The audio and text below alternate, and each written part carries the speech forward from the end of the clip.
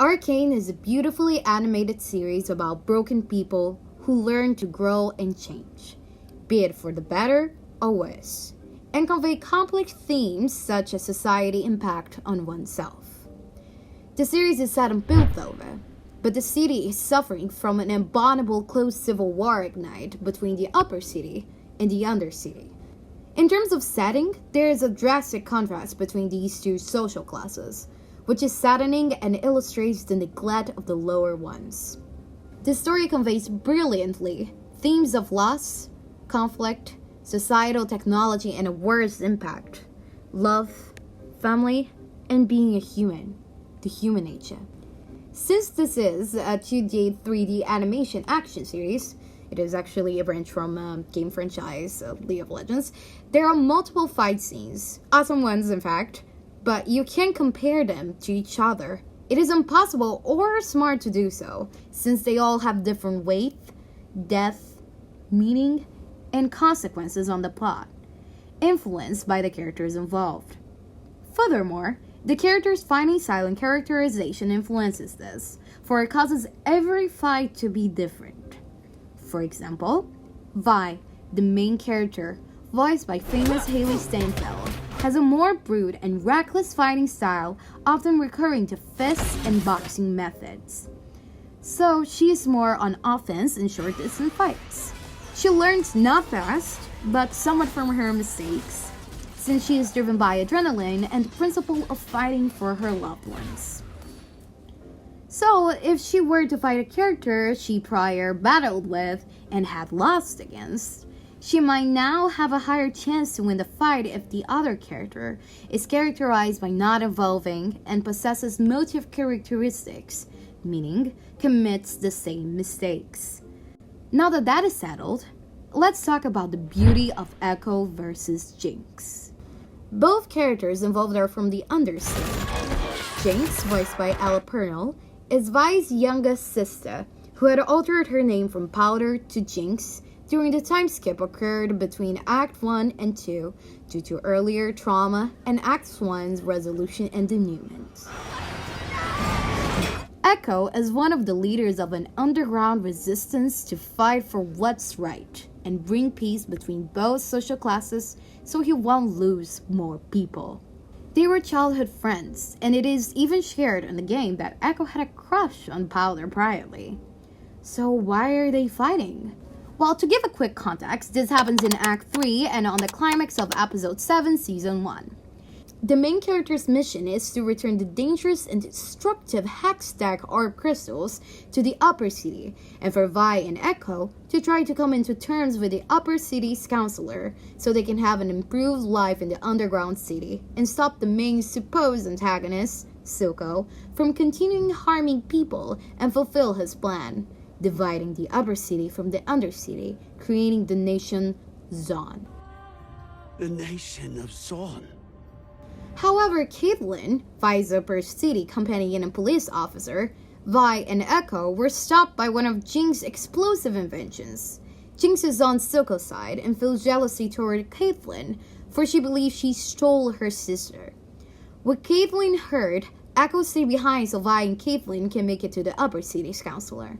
EKKO now confronts JINX. It is noteworthy that the scene is a non-vivid storytelling scene, meaning no lines. A paragon of the show don't tell technique that is so recommended.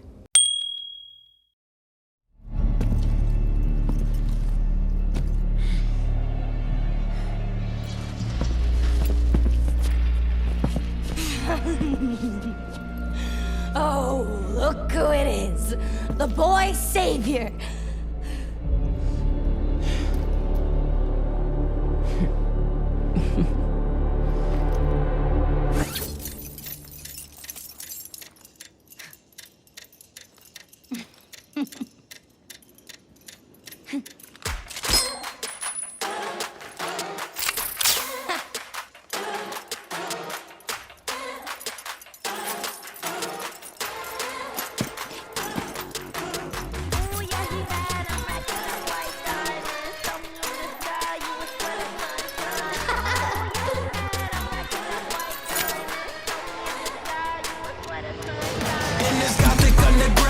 sit, we all sit.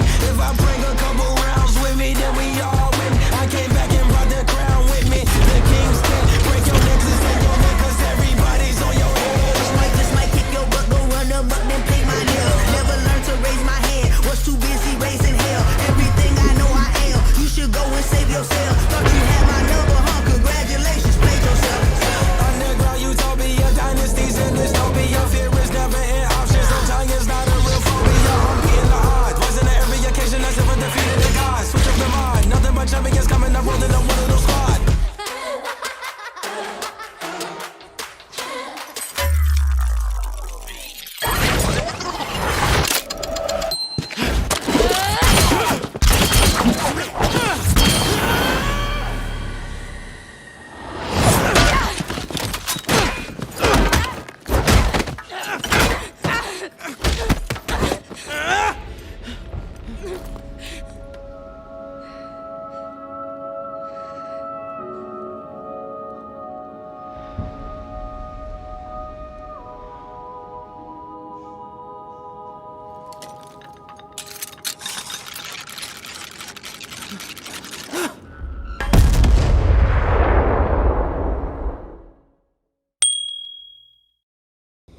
We start the scene with a single eye-level medium close-up shot, transitioning to a close-up shot with static camera movement when JINX buffs. The lighting is a 3 key point lighting, and JINX is in the middle of the frame creating balance. In this composition, they use a medium close-up shot, eye-level angle, and 3 key point lighting to better reveal her facial expressions, and to not only show that JINX has come to the main confrontation, but that she's threatening, determined, and ready to kill, illustrated by some additional and moody ashes from the explosion she herself created, just flowing through her, demonstrating how she is not powder anymore, but solely JINX. She is embracing this destructive and kill instinct side of her that is JINX, her somewhat coping mechanism. The camera was static to build suspense and intriguing curiosity. The sequence is then cut off to reveal her sister's tragic reaction. As Vi takes Caitlin away, the camera movement continues to be static, almost as to show that the action, mood, situation, position, and place hadn't changed. It is used hard high-key artificial lighting as backlight and soft low-key lighting at the front, so their expressions may stand out just a tiny bit more. They use these lights to contrast the action's black and white shadows and to compare light versus dark, in terms of characterization, allegory, and foil. Catherine and Vi are going towards the light, moving forward from the pain of the past. Assisted only by Caitlin, of course, since Vi still wants the old dear powder back even at the end of the series. While JINX is staying behind, still stuck in that saddening, painful, traumatic place, mentally and physically. Therefore, this contrasts the less contrasting dark setting JINX is currently in. Then comes EKKO onto the screen with a medium-low angle shot to show his authority, his growth, that he is in the same frail kid as he was before. Now with the same artificial lighting as before at the back, to add more tension and to elevate his facial expressions, the animators added hard low-key artificial lighting to the front. Cut to JINX saying the only line of this genius 2-minute scene. Oh, look who it is. The boy savior. It is a shoulder-level medium shot with a mix of artificial 3 key point lighting and natural lighting because of the lamp presence in the background. It prompts a more realistic and gives more depth to the setting, to the detailed setting design. This is used to contrast, then again, light versus darkness theme, what is morally good and bad. She is still at her hard low-key lighting with no back high-key lighting, only darkness, while EKKO has the opposite. We cut off then to an eye-level close-up shot of EKKO with tilts to follow the character's movements. It is used the same lighting as before, but more contrast to the eyes to reveal emotion. Because of the building up music score, close-up shot, and camera movement following his subtle actions and face expressions makes the audience feel that something perhaps dangerous or bad is about to happen. Something mysterious and suspenseful that no one knows about yet. since this is the confrontation everyone was waiting for. EKKO's emotion went from anger and in thought of a plan to disappointment and reluctancy, shown by the slight tilt camera movement and his head downward motion to the right. Then to a subtle yet noticeable shrug and grin of, okay, whatever, let's do it, due to his position in the upward tilt showing confidence, playfulness, and authority. The soundtrack then suddenly stops, and we can only hear the ticking sound of a stretchy mechanical clock through boom diagonal downwards camera movement. An amazing transition from his face frame to an object he's holding frame. As the clock moves around in rhythm, an hypnotizing technique to entrap and engage even more the audience, the shot consists in a 2 insert hip level with upward tilt shot with static movement. There is a blur or focus transition between the clock, the body that is in motion, and JINX, paralyzed, bewildered, emphasizing how unexpected this decision and action was, not only for us, but for the characters within the story. Although we get focus on JINX at the end, the lighting keeps us looking at both, since our lighting consists of low-key, soft, natural, and artificial lighting, and the clock's is hard, high-key artificial lighting, a great contrast. This creates balance between both elements through the collaboration of blur, movement, positioning, since they are both in the middle, although one is constantly changing, mood, camera movement, and lighting. The camera movement is static, so we can focus on the frame elements, setting, and mood, causing the audience to question, what is going on? What will happen? What is he doing or trying to achieve? Static camera movement often gives off a rather strange feeling, especially when there's no soundtrack present. Then the scene is cut off with tilt to a single shoulder level medium shot with middle balance framing again. The shadows contrast with the mixed natural and artificial light coming from the lamp is more prominent now, so we are in the presence of a hard high-key warm saturated natural and artificial lighting as key lighting, and a flickering hard low-key cold artificial lighting at the front to reveal her reaction better. So there's a contrast between the background and foreground because of the color and saturation light choice. And also, to subsequently let us fathom what is going on, for she might know. That is why the action is focusing on her now, and why the shot is happening. Then she scoffs in disbelief, and at this moment, we know that she knows what's up. It's about to go down. And at that moment, the music goes up. A hype music score actually, causing excitement and adrenaline to the viewer. She lifts her gun in a condescending, confident way, and then leers at EKKO in a nefarious, determined, and complacent way. The next few sequences, frames, and sound effects are brilliantly aligned with the music score, mainly the beats, and there's a certain focus on visual effects. Cut off to a Dutch tilt angle insert shot with static camera movement to focus on the visual effects and action of preparing the gun for an ambiguous battle. The lighting uses 3 key point lighting to give off a dramatic yet natural imagery and a playful vibe, since it is now more saturated. Now cut to transition to a close-up shoulder level shot with soft low-key 3 key point lighting linked to contrast between the warm hard backlight and the cold soft light, causing depth and sets the mood of excitement, anticipation, and curiosity for the audience. And for JINX, confidence of, this is so on, you're going to lose. With a little condescending focus scuff, still with a little disbelief that they are really going to do what they're going to do. Cut to a single cowboy low angle shot with static camera movement. Same thing with the lights, but the backlighting is more prominent due to his positioning and changing to cowboy shot. They changed the shot type to establish a confrontational, dangerous approach, and with the collab of the low angle, he transmits extreme confidence and authority. The next shot is a cowboy hip level shot with static movement. Since she is in the middle, it creates balance within the frame.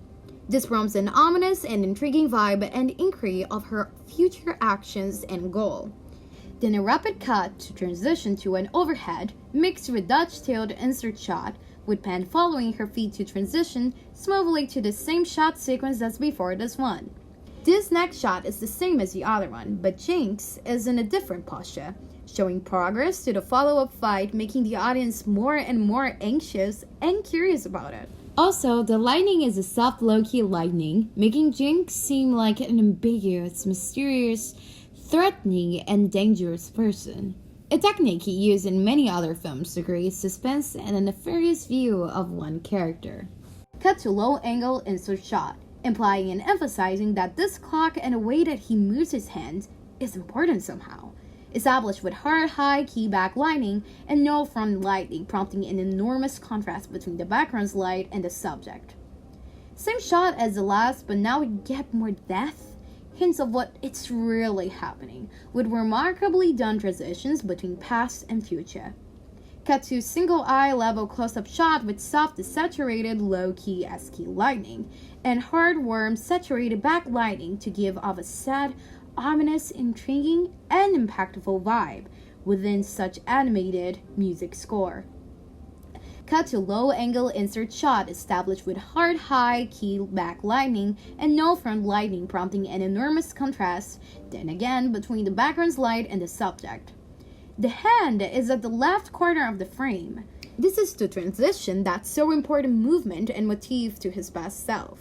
Tilt camera movement to single shoulder level medium close-up shot to emphasize the idea of observing the past, revealing past EKKO blendedly, but in a really compelling and satisfying way.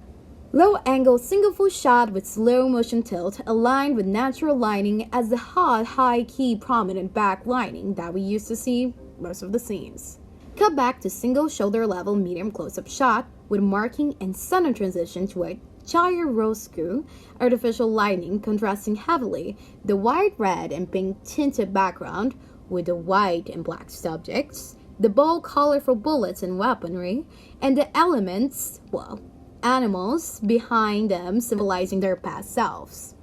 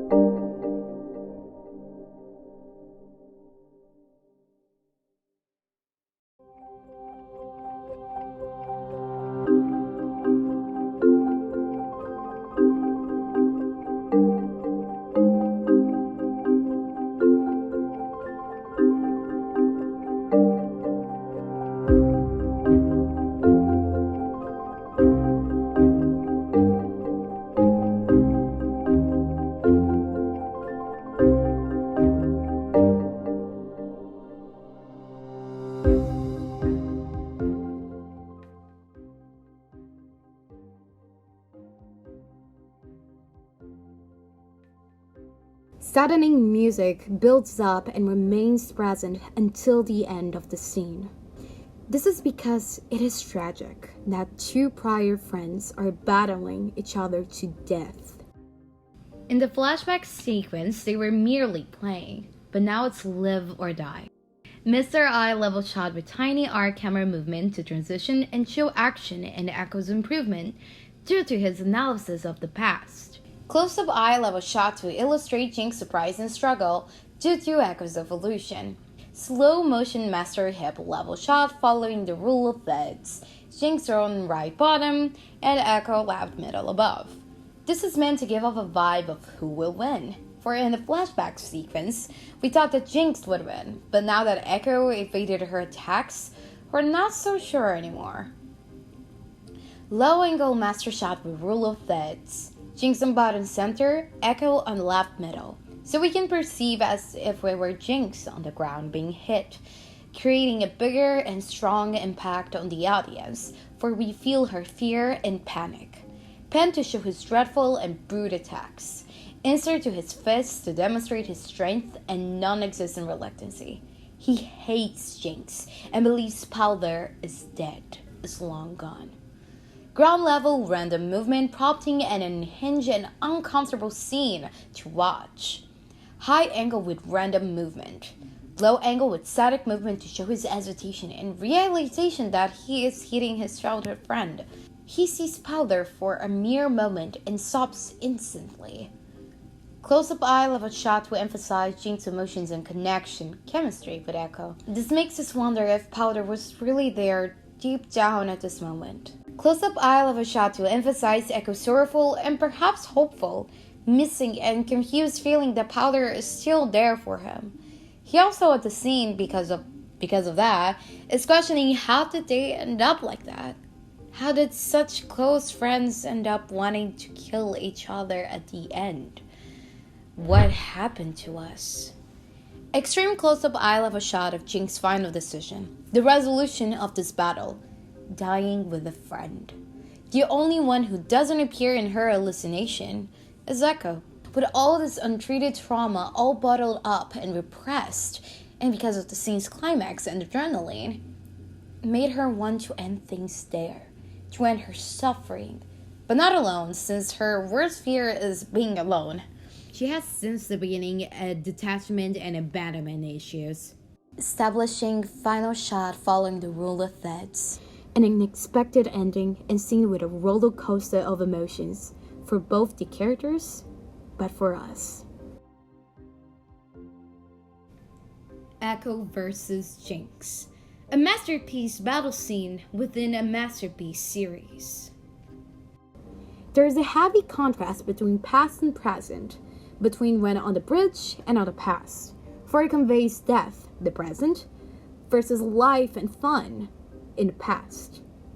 This is also established by the dark versus light bright contrast theme I mentioned earlier.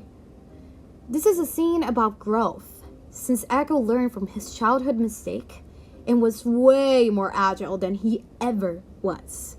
This is a scene about being stuck in the past and trauma, since JINX can't get rid of her past, and that is why she lost the fight. She did the same thing as she did when she fought as a child with him. She underestimated him. This is a scene about who caused who to change. If it wasn't for JINX, EKKO would have never grown. He would have never become this mature, angry, innovative, and revolutionary kid that he is now. This is a scene about character, because it shows how EKKO and JINX are different. For example, their fighting styles.